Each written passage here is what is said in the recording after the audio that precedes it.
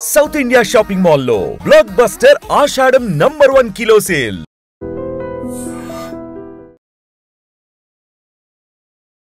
నమస్తే, welcome to iDream media. నేను మీ ప్రశాంత్. విశాఖ నుంచి అయితే ఒక స్పెషల్ టాలెంటెడ్ పర్సన్ అయితే మీ అందరికీ పరిచయం చేయడానికి అయితే మాత్రం ఇప్పుడు నేను రావడం అయితే జరిగింది. అతను ఎవరు కాదు, అతని పేరు సాయి. ఫస్ట్ ఆఫ్ ఆల్ అతని కోసం చెప్పే ముందు అతని కథ ఒక చిన్న చెప్పాలి. ఎందుకంటే అతను ఒక చిన్న పానీపూరి షాప్ని అయితే రన్ చేస్తూ ఏపీఎల్ టీంకి, ఆంధ్ర ప్రీమియర్ లీగ్ టీంకి అయితే సెలెక్ట్ అవ్వడం జరిగింది. ఆ పర్సన్ అయితే మనతో ఉన్నారు. సాయి, ఫస్ట్ ఆఫ్ ఆల్ నీకు కంగ్రాచులేషన్ చెప్పాలనుకుంటున్నాను మా ఐడ్రీమ్ మీడియా తరఫు నుంచి కూడా. ఎందుకంటే నువ్వు ఒక చిన్న షాప్, పానీపూరి షాప్ని రన్ చేస్తూ ఏపీఎల్ అంటే ఆంధ్రప్రదేశ్ ప్రీమియం లీగ్కి నువ్వు సెలెక్ట్ అవ్వడం ఒక గొప్ప విషయం. ఎలా అనిపిస్తుంది నీకు ఇవన్నీ చూస్తుంటే? నాకు ఫస్ట్ ఆఫ్ ఆల్ మా టీంకి నేను కంగ్రాచులేషన్ చెప్పాలి. చాలా ఆనందంగా ఉంది. నేను ఎందుకంటే ఎర్లీ స్టేజ్లోనే చాలా ఎక్కువ స్ట్రగల్స్ కూడా చూశాను. అందులోని నేను చాలా మంచి టీంకి వెళ్ళాను. విజయవాడ సన్షైనర్స్ టీంకి సెలెక్ట్ అయ్యాను నేను. దానికి తోడు అసలు ఎక్స్పెక్ట్ చేయలేదు కూడా. చాలా లాస్ట్లో వచ్చింది, నేను తీసుకుంటారు లేదా అని కూడా అనుకున్నాను, కానీ తీసుకున్నారు. మెయిన్గా నేను అనుకోవడం ఏంటంటే ఇది అసలు మాటల్లో కూడా చెప్పలేను. అది చాలా అంటే నా హార్డ్ వర్క్ అంతా తీసుకుని వెళ్ళి ఒకవేళ ఛాన్స్ వచ్చినా కూడా నేను ప్రూవ్ చేసుకోవాలని కోరుకుంటున్నాను. ఎలా అయినా 100% ఇవ్వాలని కూడా నేను అనుకుంటున్నాను. అలా అయినా ఒక టీంలో ఛాన్స్ వచ్చి దాన్ని ఫుల్ఫిల్ చేయాలని, ఇండియా వరకు వెళ్ళాలని నా డ్రీము. సాయి గారు, అంటే చూస్తుంటే ఒక చిన్న షాప్ మీరు పెట్టుకొని రన్ చేస్తున్నారు. వీటి వెనకాల చాలా కష్టం ఉండే ఉంటుంది కదా. అంటే అమ్మ నాన్న ఏం చేస్తుంటారు? అమ్మ నాన్న బట్టలు ఉతకడానికి వెళ్తారు, ఇంటింటికి పనికి కూడా వెళ్తారు. నాన్న అయితే బట్టలు ఉతకడానికి వెళ్తారు. ఇప్పుడు వాళ్ళిద్దరికి కొంచెం బాగోలేదు హెల్త్. యాక్చువల్గా చెప్పాలని నేను ఒక 6 years నుంచి ప్రొఫెషనల్ క్రికెట్ ఆడుతున్నాను. వైజాగ్ డిస్టిక్ తరపు నుంచి క్రికెట్ ఆడుతున్నాను. ఆ స్టేట్కి రిప్రజెంట్ చేశాను 19. ఇప్పుడు లాస్ట్ ఇయర్ కూడా ఏపీఎల్ ఆడడానికి కానీ ఛాన్స్ రాలేదు. ఇప్పుడు ఈ ఇయర్ కూడా నాకు ఏపీఎల్ సెలెక్ట్ అవ్వడం జరిగింది. ఇందులో కూడా నాకు ఛాన్స్ వస్తుందని అనుకుంటున్నాను. మెయిన్గా లాక్డౌన్ తర్వాత మా ఇంట్లో చాలా స్ట్రగల్స్ స్టార్ట్ అయింది. ఎందుకంటే కంప్లీట్గా అన్నీ బిజినెస్ మొత్తం అంతా డౌన్ అయిపోయింది. ఇంకా ఇంట్లో కూడా ఫైనాన్షియల్ చాలా ఇబ్బంది అయింది. తర్వాత లాక్డౌన్ అయిన తర్వాత ఒక 2 years తర్వాత ఈ పానీపూరి షాప్ పెట్టడం జరిగింది. అమ్మ ఒక డబ్బులు, నగలు ఇవన్నీ కొన్ని తాకట్టు పెట్టి మిగతా ఫ్రెండ్స్ కూడా కొంచెం సపోర్ట్ చేశారు. అన్నయ్య సర్కిల్ నుంచి కూడా కొంచెం ట్రై చేశాడు. అన్నయ్య కొంచెం కలిసి పెట్టింది. సక్సెస్ఫుల్గా కొంచెం బాగానే అవుతుంది ఇప్పుడు అంతవరకు. ఎందుకంటే మార్నింగ్ అంతా సామాన్లన్నీ ఇవ్వగా మిగతా టైంలో అంతా ఫుల్ టైం ప్రాక్టీస్ చేస్తూ ఈవినింగ్ టైం ఏమైనా షాప్ చూసుకోవడం జరుగుతుంది. ప్రాక్టీస్కి వెళ్ళడం కూడా స్టార్టింగ్లో అయితే చాలా ఇబ్బంది పడేవాడిని. ఎందుకంటే ఇక్కడ నుంచి మధురవాడ ప్రాక్టీస్కి వెళ్ళాలి. అప్పుడప్పుడు సైకిల్ మీద వెళ్ళాను. తర్వాత రిటర్న్ రావడం సైకిల్ మీద మధురవాడ ఎక్కడి నుంచి చూస్తే మనం 16-17 kilometers ఉంటుంది కదా. మరి సైకిల్ మీద అయితే నిజంగా వెళ్ళాను. అది నేను స్టార్టింగ్లో అయితే నాకు అది ఎప్పటికీ గుర్తే. నేను క్రికెట్ ప్రొఫెషనల్గా స్టార్ట్ చేసినప్పుడు అయితే స్టార్టింగ్లో చాలా ఎందుకు స్టార్ట్ చేసి అది ఇదని చాలా మాట్లాడేవారు, కానీ పట్టించుకోకుండా నా ప్రయత్నం నేను ట్రై చేశాను. అదైతే 100% చెప్పగలను నేను. ఎందుకంటే నా కష్టం నాకు తెలుసు. అది ఎంతవరకు వెళ్ళింది కూడా నాకు తెలుసు. ఎవరెవరు ఏమన్నారు కూడా నాకు తెలుసు. కానీ అవన్నీ పట్టించుకోకుండా నా ప్రయత్నం నేను చేశాను. చాలామంది సపోర్ట్ కూడా చేశారు నాకు కొన్ని విధాలుగా. ఫైనాన్షియల్ కానీ, దేంట్లో అయినా బ్యాక్గ్రౌండ్ కానీ ఏవైనా నాకు పుష్ చేయడం కానీ ఏదైనా జరిగింది. నేను అక్కడి నుంచి రిటర్న్ వస్తున్నప్పుడు లిఫ్ట్లు అడుక్కొని రావడం కానీ జరిగింది. కొత్త వరకు అయితే చాలా ఇబ్బంది పడేవాడిని. ఇప్పుడు ఈ షాప్ పెట్టిన తర్వాత కొంచెం గొప్ప మేము ఇంట్లో తినడం కానీ ఏమైనా జరిగింది. ఒకప్పుడైతే ఒక పూట తిని మిగతా టైం అంతా ప్రాక్టీస్ చేసేవాడిని. ఇప్పుడు కొద్దిగా చెప్పాలనుకుంటే కొద్దిగా పర్లేదు ముందు మీరు చూసుకుంటే. ఇప్పుడు కూడా అన్నయ్య కొంచెం సపోర్ట్ చేశాడు కాబట్టి నేను జరుగుతుంది. పక్క అమ్మ నగలు తాకట్టు పెట్టి నేను ఈ షాప్ని పెట్టుకున్నాను. కొంతమంది అందరూ కూడా నాకు సహాయం చేస్తే కానీ ఈ షాప్ నేను పెట్టుకోలేకపోయాను. అంటే ఇంత మిడిల్ క్లాస్ పర్సన్ అంత పెద్ద ఏపీఎల్ టీంకి సెలెక్ట్ అయ్యారు, అది కూడా విజయవాడ టీంకి మీరు సెలెక్ట్ అయ్యారు అంటున్నారు కదా. మీకు అనుకున్నారా అంటే ఇంత తక్కువ టైంలోనే, అంటే ఇంత మిడిల్ క్లాస్ పర్సన్ అంత పెద్ద స్థాయికి నేను వెళ్తానని మీరు ఎక్స్పెక్ట్ చేశారా? మీరేమైనా? లేదు, ఇదైతే అసలు ఎక్స్పెక్ట్ చేయలేదండి. అసలు వెళ్తారని అనుకోలేదు. అంటే ఆ టీం వాళ్ళు అసలు తీసుకుంటారని అసలు ఎక్స్పెక్ట్ చేయలేదు. మా టీం నేను చూడడం వరకు అయితే మా టీం చాలా స్ట్రాంగ్గా ఉంది చూసినంత. కానీ ఆ టీంలో నేను వెళ్ళడం అనేది చాలా సంతోషించాల్సిన విషయమే. ఎందుకంటే అది ఎక్స్పెక్ట్ చేయలేని విషయం. ఎందుకంటే మైత్రి మూవీ మేకర్స్ టీం నేమో స్పాన్సర్స్ మైత్రి movie makers, Vijayawada Sunshiners team వాళ్ళంతా. ఇంకా టీం ప్రాక్టీస్ 31st నుంచి. సో హోప్ఫుల్ నేను 100% ఎఫర్ట్ ఇవ్వాలి. అంటే ఒక పక్కన చెప్తున్నావు, అంటే అమ్మాయి ఇలా పనిచేసేవారు, నాన్న ఇలాగా బట్టలు అవి ఉతకడానికి వెళ్తూ ఉండేవారు. అంటే ఇంత ఫ్యామిలీ స్ట్రగుల్ అవుతున్నప్పుడు కూడా అసలు క్రికెట్ మీద నీకు ఇంట్రెస్ట్ ఎలా కలిగిందంటే ఏం చెప్తావు? నాకు ఏ వయసులో కలిగింది అసలు క్రికెట్ మీద ఇంట్రెస్ట్? నాకు చిన్నప్పటి నుంచి ఇంట్రెస్ట్ ఉన్నది, కాకపోతే ఎప్పుడు నేను ప్రొఫెషనల్గా వెళ్ళలేదు. ఇంటి దగ్గర ఆడుకోవడము, లేకపోతే ఫ్రెండ్స్తో వెళ్ళడం అలా జరిగేది ఉండేది. టెన్నిస్ బాల్ ఆడుకోవడం గట్రా జరుగుతుండేది. కానీ తర్వాత కాలేజ్ చదువుతున్నప్పుడు కాలేజ్ వాళ్ళు బాగా ఆడుతున్నావు వీళ్ళు సెలక్షన్స్కి వెళ్ళాలంటే సెలక్షన్స్కి వెళ్ళేవాడిని. సెలెక్ట్ అయిన తర్వాత మధురవాడ సెలక్షన్స్కి వెళ్ళాను. SJFA ఆడాను. స్కూల్ గేమ్స్ ఫెడరేషన్ కూడా ఆడాను నేను. అందులో పర్ఫార్మెన్స్ జరిగింది. ఇటీవల ఇప్పుడు లాస్ట్ 1 month బ్యాక్ 23 ప్రాబుల్స్లో డిస్టిక్లో పర్ఫార్మెన్స్ చేశాను. 100 ఒక 250s అలా కూడా పర్ఫార్మెన్స్ కూడా జరిగింది. స్టేట్ ప్రాబుల్స్ కూడా అయ్యింది ఈ మధ్య. అది బాగానే ఆడాను. ఇప్పుడు ఒక నా డ్రీమ్ ఇండియా ఆడాలి. నాకు ఇన్స్పిరేషన్ ధోని కీపింగ్ అంటే నాకు చాలా ఇష్టం. ఎందుకంటే తన్నే చూశాను. అతను కూడా చాలా స్ట్రగుల్ అయ్యాడు. ఆ స్ట్రగుల్ చూసి మన స్ట్రగుల్ ఒక పక్కకు కూడా కాదు, చాలా చెయ్యొచ్చు అని అనిపించి నన్ను నేను నమ్మాను. నాకు తోడుగా ఇంట్లో వాళ్ళు కూడా వాళ్ళకి నేను సపోర్ట్ చేశారు. నేను వాళ్ళకి సపోర్ట్ చేస్తూ ఇటు నా పని నేను చూసుకొని ఇక్కడ మొత్తం అన్నీ బ్యాలెన్స్ చేసుకొని నేను వెళ్ళేవాడిని ప్రాక్టీస్కి. వాళ్ళకి ఇబ్బంది పెట్టకుండా, మళ్ళీ వాళ్ళు సఫర్ అయితే ఇబ్బంది అవుతుందని నేను ఇబ్బంది పెట్టకుండా నేను నా పని చూసుకుంటూ అటు ప్రాక్టీస్ కూడా చేసుకున్నాను. ఈవినింగ్ టైంలో ఫిట్నెస్ చేసుకునేవాడిని, మిగతా టైం అంతా ప్రాక్టీస్ చేసేవాడిని. నైట్ టైం వచ్చి షాప్ చూసుకునేవాడిని. అంటే ఒక పక్క మార్నింగ్ అంతా నేను ప్రాక్టీస్ చేస్తానని చెప్తున్నాను, మరో పక్క ఈవినింగ్ అయితే ఇలా షాప్ నేను రన్ చేస్తానని చెప్తున్నాను. మరి స్టడీస్ అంటే ఏం చదివావు, ఏంటంటే ఏం చెప్తావు? స్టడీస్ నాది ఇంటర్ వరకు జరిగింది. ఇప్పుడు నేను డిగ్రీ చదువుతున్నాను. ఇప్పుడు కంటిన్యూ అవుతుంది. డిగ్రీ కూడా కంటిన్యూ అవుతుంది. బ్యాలెన్స్ చేస్తున్నాను. ఎగ్జామ్స్ కూడా నేను అన్నీ ఆల్ క్లియర్గా పాస్ అయ్యాను. ఎగ్జామ్స్ ప్రజెంట్ అయితే డిగ్రీ వరకు నడుస్తుంది. మరి తర్వాత అంతా ఏమో ఒకవేళ స్పోర్ట్స్లో అంతా బాగా ఉంటే స్టడీ కూడా బాగానే కంటిన్యూ చేస్తాను నేను అనుకుంటున్నాను. అంటే ఇప్పుడు మరి ఇంతవరకు అంటే APL వరకు నువ్వు వెళ్ళగలిగావు అంటే ఒక సాధారణ కుటుంబంలో నువ్వు పుట్టి ఎంతో స్ట్రగుల్స్ ఫేస్ చేసి ఇప్పుడు నువ్వు APL వరకు నువ్వు వెళ్ళగలిగావు. దీని వెనకాల ఎవరైనా నీకు స్పాన్సర్ చేసే వాళ్ళు ఉన్నారా, లేకపోతే ఇంట్లో వాళ్ళ ఫ్యామిలీ కష్టం మీద కానీ ఆ కష్టంతో నువ్వు ఇంతవరకు రాణించాలంటే ఏం చెప్తాను? నాకు సపోర్ట్ అయితే పరంగా వైజాగ్ డిస్టిక్ కూడా సపోర్ట్ చేసింది నాకు చాలా వరకు. ఇంట్లో ఫ్యామిలీ కూడా ఎప్పుడు సపోర్ట్ చేస్తున్నాను. మా అన్నీ కూడా నాకు చాలా వరకు సపోర్ట్ చేశాడు. ఎందుకంటే APL అనేది ఒక బిగ్ ప్లాట్ఫామ్. ఇందులో పర్ఫామ్ చేసిన వాళ్ళు ఎక్కడికైనా ఎంతవరకైనా వెళ్ళొచ్చు, అది ఇండియా వరకైనా వెళ్ళొచ్చు. ఎందుకంటే ఇది one of the biggest platform. ఇది నాకు ఆ ఛాన్స్ క్రియేట్ చేసింది. ఈ స్టేట్ ఇవన్నీ తర్వాత కూడా ఈ APL అనేది చాలా ఒక పెద్ద ప్లాట్ఫామ్గా తెచ్చారు ఆంధ్ర వాళ్ళు. అది నాకు ఒక మంచి అవకాశంగా నేను అనుకుంటున్నాను. సో ఒకవేళ ఇన్కేస్ నాకు ఛాన్స్ వస్తే మాత్రం నేను ప్రూవ్ చేసుకోవాలని కోరుకుంటున్నాను. ఎలా అయినా ఇండియా వరకు వెళ్ళాలని నా గోల్.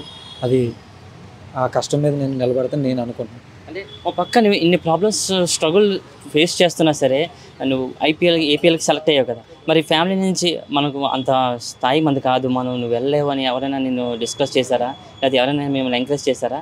ఏం చేస్తావు? ఎంకరేజ్ చేసేవాళ్ళు ఉన్నారు, డిస్కరేజ్ చేసేవాళ్ళు ఉన్నారు. కానీ అవన్నీ నేను పట్టించుకోలేదు. నా ప్రయత్నం నేను నాకున్నంత వరకు నా సెల్ఫ్ బిలీవ్ నేను నమ్ముతూ ఉన్నాను. ఎప్పటికీ నా సెల్ఫ్ బిలీవ్ నమ్ముతాను. ఎలా అయినా నేను ఎవరు ఎన్నన్నా ఎవరు ఏం చెప్పినా నా కాన్ఫిడెన్స్ నాకు ఉన్నది. అలా అయినా నేను ఆడగలనని. సో నేను ఆ నమ్మకం నాకు ముందు తీసుకెళ్తుంది. నేను ఎలాగైనా ఆడుతానని నా మీద నాకు నమ్మకం. అంటే నీకు ధోని ఇన్స్పిరేషన్ అంటావు అంతేనా? ఏం నచ్చింది అంటే ఏం చూసి ఆయన చూసి ఇన్స్పిరేషన్ అయ్యావు నువ్వు? అతను చాలా స్ట్రగుల్ అయ్యేది. అంటే ఫస్ట్ తన ఇండియాకి ఒక కాల్ వస్తే అది కూడా సెలెక్ట్ అవ్వలేదు. రంజీ ట్రోఫీకి కాల్ లెటర్ వచ్చింది కానీ అతను సెలెక్ట్ అవ్వలేదు. అంటే రీచ్ అవ్వలేకపోయారు. తర్వాత తనకి ఎట్లనే రైల్వేస్ రావడం, ఆ రైల్వేస్ నుంచి అతను ఇండియాకి వెళ్ళడం అది మాటలు కాదు. సో అతను పడే స్ట్రగుల్ నుండి నేను చూసిన వరంగా అయితే అతను చాలా కామ్గా ఉంటారు. మైండ్ సెట్ విషయంలో చాలా స్ట్రాంగ్గా ఉంటారు. సో నాకంత మైండ్ సెట్ అయితే నాకు రాదు. కానీ సో నేను ఉన్నంత వరకు నా ప్రయత్నం అంతా చాలా వరకు 100% నేను ఫోకస్గా ఉండాలి. తను ఉన్న సెల్ఫ్ బిలీవ్ని నేను ఆ మైండ్ మనం కంట్రోల్ తెచ్చుకోవాలి. అలాగే నేను కూడా ఆ స్థాయికి వెళ్ళాలి అని నా డ్రీమ్. అతనితో ఇప్పుడు అంతే రిటైర్మెంట్ ఇచ్చారు అతను, కానీ నేను ఎలా అయినా ఇండియా ఆడాలని నాకు. అంటే ఇప్పుడు నువ్వు చూస్తే ఇప్పుడు APLకి సెలెక్ట్ అయ్యావు కదా, ఈ ఫ్యామిలీ నుంచి ఎలాంటి ప్రశంసలు అందుకుంటున్నావు? అంటే ఎలాగంటున్నారు ఫ్యామిలీ నుంచి, ఎలాంటి న్యూస్ వస్తుంది నీకు? మా ఫ్యామిలీ వాళ్ళు అయితే చాలా సంతోషిస్తున్నారు. అంటే ఏం చేశారు అవన్నీ వాళ్ళకి తెలియదు. కాకపోతే వన్స్ నేను సెలెక్ట్ అయ్యి టీవీలో వస్తానంటే వాళ్ళు చాలా సంతోషిస్తున్నారు. ఎప్పుడు చూడలేదు, అందరూ అడుగుతుంటారు అబ్బాయి ఏం చేస్తున్నారు. కానీ వన్స్ ఇప్పుడు సెలెక్ట్ అవ్వగానే అమ్మ వాళ్ళ తాలూకా పనిచేసే వాళ్ళు వీళ్ళందరూ కూడా అడుగుతూ ఉంటారు. అందరూ కంగ్రాచులేషన్స్ కూడా చెప్పారు. టీవీలో వస్తానంటే చాలా సంతోషిస్తున్నారు. అమ్మ అయితే ఇంకా రీసెంట్గా అమ్మకి కొంచెం 2 సర్జరీలు అయ్యాయి. ఆ తర్వాత ఇప్పుడు ఇప్పుడు బాగానే ఉన్నారు. ఇప్పుడు అమ్మ కూడా చాలా సంతోషించింది ఒక విషయం తెలియగానే. నాకైతే అది చాలా సంతోషంగా ఇస్తుంది ఏపీలో. ఒకప్పుడు క్రికెట్ అంటే వద్దు అని చెప్పేవాళ్ళు, ఇప్పుడు నేను ఎంకరేజ్ చేస్తున్నారు. ఒక ఎవరైతే వద్దన్నారో వాళ్ళు కూడా నన్ను ఇప్పుడు ఎంకరేజ్ చేస్తూ సపోర్ట్ చేస్తూ నీకు ఏమైనా మేము ఉన్నామని చెప్పిన వాళ్ళు కూడా ఇప్పుడు వచ్చారు. అది నాకు చాలా ఆనందంగా ఉంది. ఏం చేసినా చేయకపోయినా నన్ను నేను నమ్ముకొని ఉండాలని నేను అనుకుంటున్నాను. ఎవరు ఎంత అయినా ఎవరు ఏం చెప్పాలో వాళ్ళు చెప్తారు. కాకపోతే నన్ను నేను నమ్మడం అనేది నాకు చాలా ఇంపార్టెంట్. అది నేను నమ్ముతున్నాను నేను అనుకుంటాను. అంటే ఇప్పుడు నీలాగా ఎంతోమంది వాళ్ళ లైఫ్ డ్రీమ్ని అచీవ్ చేయడానికి చాలా కష్టపడుతుంటారు. వాళ్ళకి కొంతలోనే ఫెయిల్యూర్స్ చూస్తుంటారు. వాళ్ళు ఫెయిల్ అయిపోయి చెప్పి ఒక డిప్రెషన్కి వెళ్ళిపోవడం అని చేస్తుంటారు కదా. అలాంటి వాళ్ళకి నువ్వు ఏం చెప్పాలనుకుంటున్నావు? కొందరికి ఎర్లీగా ఫెయిల్యూర్స్ వస్తాయి, కొందరికి ఏమైనా లేట్గా వస్తాయి. కాకపోతే ఎర్లీగా వచ్చిన వాళ్ళు ఎప్పటికైనా ఆ ఫెయిల్యూర్ వచ్చిన వాళ్ళు దాన్ని తట్టుకోగలిగితే మనం పొద్దున్న పెద్ద కూడా దాన్ని మనం ఫేస్ చేసి సక్సెస్ చూడొచ్చని నేను అనుకున్నాను. ఎప్పుడైనా సెల్ఫ్ బిలీవ్ అనేది చాలా ఇంపార్టెంట్. కష్టపడితే ఎప్పటికైనా ఒక దాంట్లో రాకపోయినా ఇంకో దాంట్లో అయినా రిజల్ట్ వస్తుంది. సో కష్టపడకుండా మన ఫెయిల్యూర్ చూడడం అన్నది అది తప్పు. నేనైతే కష్టం నమ్ముకోవాలి, మనం నమ్మాలి అని నేను అంటాను. ఇప్పటివరకు నువ్వు ఏపీఎల్ వెళ్ళాలంటే ఒక గొప్ప విషయం అని చెప్పుకోవచ్చు. ఎందుకంటే ఇంత చిన్న తక్కువ మధ్య మిడిల్ క్లాస్లో నువ్వు పుట్టావు. ఇక్కడ నుంచి నువ్వు జర్నీ స్టార్ట్ చేసావు. లైఫ్లో నీకు చాలా ఫెయిల్యూర్స్ నువ్వు చూసే ఉంటావు. ఒక ఫెయిల్యూర్ వచ్చిన తర్వాత నువ్వు దాన్ని ఎలా తీసుకోగలిగావు? అంటే ఇంతవరకు వెళ్ళామంటే చాలా ఫెయిల్యూర్స్ నువ్వు ఫేస్ చేసి ఉంటావు. ఆ ఫెయిల్యూర్స్ నువ్వు ఎలా తీసుకున్నావు? నాకు ఫెయిల్యూర్ అనేది ఒక 2 years బ్యాక్ కూడా వచ్చింది. నేను ఆడుతున్న అన్నాను వన్ టైంలో అనుకున్నాను. కానీ నేను ఏం చేశానంటే నా హార్డ్ వర్క్ని ఎప్పుడు ఆపకూడదని నేను అనుకున్నాను. ఎందుకంటే ఈ పర్ఫార్మెన్స్ సరిపోదు, నేను ఆడుతున్న లెవెల్కి ఇది కరెక్ట్ కాదు, ఇంకా ఎక్కువ చేయాలని నమ్మాను. అలాగే నేను చేస్తూ ఉన్నాను. వన్ టైంలో వచ్చేది, వన్ టైంలో ఫెయిల్యూర్ వచ్చేది, వన్ టైంలో సక్సెస్ వచ్చేది. కానీ ఒక 2 years వరకు నేను ఫెయిల్యూర్ చూస్తూనే ఉన్నాను. ఎందుకంటే పర్ఫార్మెన్స్ ఒక వరకు వస్తూ ఉండేది. క్లబ్స్ ఆడేవాడిని, క్లబ్లో బెస్ట్ పర్ఫార్మెన్స్ ఇచ్చేవాడిని, హై స్కోర్ అయ్యాను. తర్వాత మీ డిస్టిక్లో పర్ఫామ్ చేశాను. అయినా కూడా ఎక్కడో దగ్గర నేను కొంచెం ఏదో తగ్గుతూనే ఉన్నాను, ఏదో అవుతుంది, మిస్టేక్ అవుతుందని చూశాను. కానీ ఆ పర్ఫార్మెన్స్ సరిపోదు, ఇంకా చాలా ఎక్కువ పర్ఫార్మెన్స్ చేయాలంటే హార్డ్ వర్క్ ఇది సరిపోదు, ఇంకా ఎక్కువ కష్టపడాలి నేను అనుకున్నాను. సో నా షెడ్యూల్ కూడా మార్చాను. దానివల్ల మార్చుతూ మార్నింగ్ నుంచి ఈవినింగ్ వరకు కూడా ప్రాక్టీస్ కొంచెం ఎక్స్ట్రా సెషన్ జరిగింది. నైట్ టైం ఇండోర్ సెషన్స్కి వెళ్ళడం కానీ, లేకపోతే ఫిట్నెస్ కూడా కొంచెం ఎక్కువ మీద ఫోకస్ చేయడం కానీ జరుగుతూ ఉండేది. వన్ టైంలోని నేను 19 స్టేట్ ఆడాను. 19 స్టేట్ ఆడిన తర్వాత మళ్ళీ నాకు బ్రేక్ వచ్చిన తర్వాత మళ్ళీ నాకు ఇప్పుడు ఏపీఎల్లో అవకాశం వచ్చింది. ఇది నాకు మెయిన్ సక్సెస్ లాగా నాకు కనిపిస్తుంది. ఈ అచీవ్మెంట్ నేను ఇంకా ముందుకు తీసుకెళ్ళాలి, ఇంకా హార్డ్ వర్క్ చేయాలని నేను అనుకున్నాను. ఎందుకంటే ఇక్కడ నేను రిలాక్స్ అయితే మళ్ళీ నేను మొదటి కిందకి వెళ్తానని నా అనుభవం. సో నా అనుభవం ప్రకారం నేను ఏం చెప్తున్నానంటే, నేను ఎలా అయినా నేను హైయర్ లెవెల్ ఆడాలంటే నేను ఇంకా ఎక్కువ కష్టపడాలి, ఇంకా పర్ఫార్మెన్స్ ఇంకా బెస్ట్ అవ్వాలని ఫుల్ ఎఫర్ట్తో పెట్టాలని నా అనుకుంటున్నాను. సో అది అంటే చాలా కష్టపడి నువ్వు గేమ్స్ ఆడుతున్నావు, ఫెయిల్యూర్స్ వచ్చాయి అంటున్నావు. అలా ఫెయిల్యూర్ అయిన తర్వాత నీకు చాలా బాధ అనిపిస్తుంటుంది. ఆ టైంలో నువ్వు ఎలా రికవర్ చేసుకోగలిగావు? అంటే ఒక డిప్రెషన్లోకి వెళ్ళిపోతూ ఉంటావు. అంటే ఎంత కష్టపడి ఆడుతున్నాను, ఎందుకు ఫెయిల్ అయ్యాను, అలా లేకపోతే ఇలా ఆడకంటూ ఉండాల్సింది, లేకపోతే ఇలా 6 కొట్టాల్సింది, లేకపోతే ఇలా రన్అట్ చేయాల్సింది అని చాలా థాట్స్ వస్తాయి కదా. అంత డిప్రెషన్ని నువ్వు ఎలా తీసుకోగలిగావు? దాని నుంచి మళ్ళీ ఒక సక్సెస్ని ఎలా అందుకోగలిగావు? దానికి నేను చేసిన మెయిన్ రీజన్ ఏంటంటే, అది నేను సోషల్ మీడియా వరకు ప్రకారం అవన్నీ నేను తగ్గిస్తూ ఉండాను. ఫస్ట్ ఆఫ్ ఆల్ మొబైల్ తగ్గించిన తర్వాత ఇంకా సెలక్షన్ అన్నది ఇంకా నేను ఇవన్నీ పక్కన పెట్టేసి నా ఇండివిజువల్ ప్రాక్టీస్ మీద, నా సెల్ఫ్ డిసిప్లిన్ మీద నేను ఫోకస్ చేయడం జరిగింది. దాని నుంచి నేను కంటిన్యూ ఒక 2 weeks 3 weeks అలా కంటిన్యూ బయటికి వస్తూ ఉంటుండే కొద్ది దానివల్ల నేను ఇది మర్చిపోయాను, ఈ ఫెయిల్యూర్ అనేది మర్చిపోయాను. మళ్ళీ నేను మొదటిగా వచ్చాను, మళ్ళీ రీస్టార్ట్ చేయడం జరిగింది. దానివల్ల ఏమైందంటే పాతది నేను మర్చిపోయి మళ్ళీ కొత్త దాని నుంచి పట్టుకోవడం వల్ల నాకు అది ఈజీ అయిపోతుంది. అందువల్ల నేను ముందుకు వెళ్ళగలుగుతున్నాను. ముందుకు వెళ్ళిన తర్వాత నేను సడన్గా ఈ ఇయర్ ఇక్కడ ఇప్పుడు ఈ పర్ఫార్మెన్స్లో నాకు ఏపీఎల్ అనేది కూడా నాకు ఒక మంచిగా హ్యాపీనెస్ ఇచ్చేది. చాలా బాధని తీసుకున్నాను, ఇంకా తీసుకోగలుగుతున్నాను కూడా. అది చెప్పలేను. అలా అని కూడా నేను దీంతో సంతోషపడాల్సిన విషయం అయితే కాదు. ఇంకా ఉన్నది, ఇంకా ఎక్కడ ఆగను, ఇంకా ఉన్నది. అది చెయ్యాలంటే మాత్రం తగ్గకుండా నేను హైయర్ లెవెల్ రీచ్ అవ్వాలంటే నా పర్ఫార్మెన్స్ పెరుగుతూ ఉండాలి తప్ప నేను తగ్గకూడదని ఎంత కష్టం వచ్చినా కూడా నేను పట్టుకొని ఉంటానని నేను అనుకుంటున్నాను, నమ్ముతున్నాను. ఎలా అయినా అవుతుందని నేను అనుకుంటున్నాను.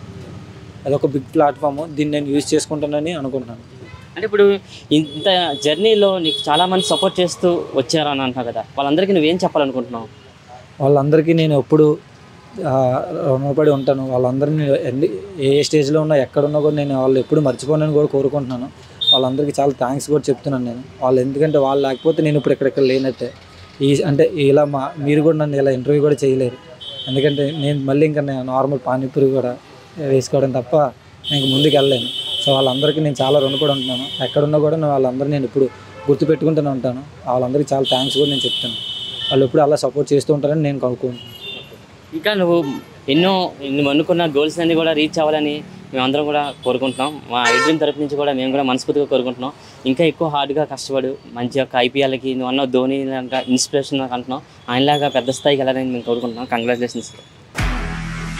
నిజంగా ప్రస్తుతం ఉన్నటువంటి సమాజం దేనికి ప్రయారిటీ ఇస్తుంది? ఆర్థిక సంబంధాల చుట్టూ మాత్రమే తిరుగుతుంది. మళ్ళీ ఎన్నికలంగానే చాలా విరక్తి కలుగుతాం.